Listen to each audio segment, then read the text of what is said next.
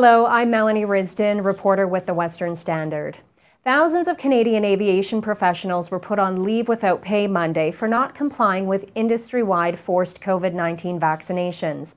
The group Free to Fly, a hub for Canadian airline professionals and travelers against the COVID-19 mandates, was started in April by two Canadian airline professionals.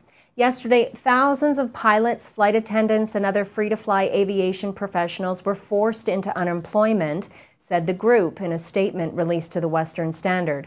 Quote, "They have been deemed unwelcome by employers they've served safely and faithfully for decades, after insisting on their right to informed consent and health freedom. These men and women are exchanging current comfort and security to bravely stand for the future freedom of this once great nation," end quote. Matt, one of the founders who has asked that we only use his first name, is a pilot for one of Canada's major airlines. Matt and his wife, who is a flight attendant, were both put on leave without pay on Monday. "Flying has been my dream since I was 5 years old," said Matt in an interview. "But I'm actually doing okay. I have the support of my family, and the truth is my wife and I have taken solace in banding together with like-minded people we've met through Free to Fly." Matt said membership for Free to Fly has been growing daily and sits just under 40,000.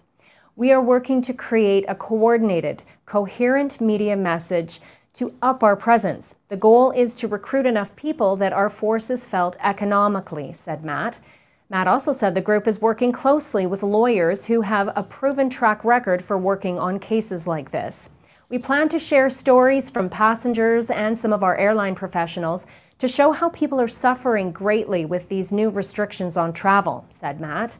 Free to Fly has updated its website with a video that explains why tens of thousands of airline professionals would give up lifestyle, financial security, and for some, a lifelong dream career.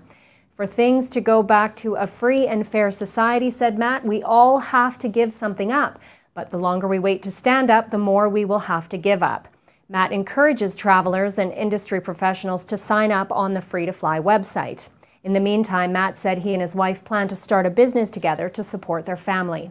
Monday, WestJet implemented the federal government's mandatory vaccination policy for air travelers and put about 300 employees on leave without pay for not complying with the company's vaccination mandate deadline.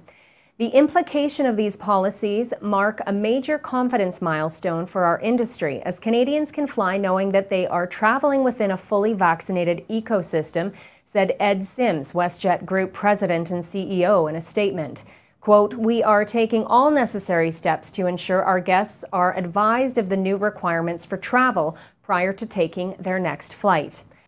According to the WestJet statement, for Phase 1, travelers between October 30th and November 29th, in order to travel with the WestJet Group, guests must prepare to provide proof of vaccination or proof of a valid PCR test to demonstrate the requirements for travel. For Phase 2, for travelers on or after November 30th, only proof of vaccination for guests 12 years and older, with narrow exceptions, will be acceptable for travel on the WestJet Group. Roughly 96% of all WestJets are fully vaccinated. The Western Standard reached out to Air Canada for a statement but did not hear back in time for publishing. For the Western Standard, I'm Melanie Risden.